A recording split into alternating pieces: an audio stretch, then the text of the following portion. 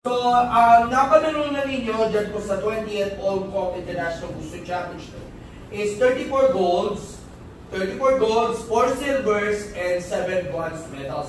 So, take us through konting assessment niya sa inyong naging competition. How do you cope up with the intense competition, the pressure, the balance, and of course, nakikita natin yung support na lang, hindi na ng mga parents, kundi na mga kapwa Pinoy na nanonood sa Hong Kong. Unahin natin si Coach Aaron, which is also a playing coach na rin. Good afternoon.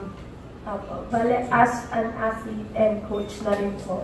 So, tinry na naman po namin yung 20th Hong Kong Championships. Hindi pa namin talaga ina-expect na makakuha ng kahit ano.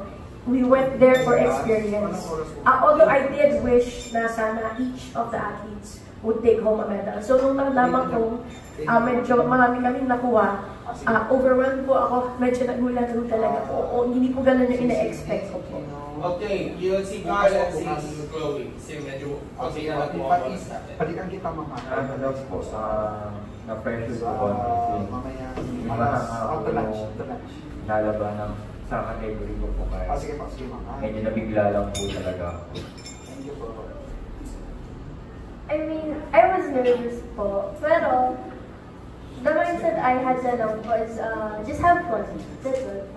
Okay, pagsamahin ko na lang sa isang tanong yung ating mga iba pang questions. Meron kayo mga ongoing na fundraiser efforts.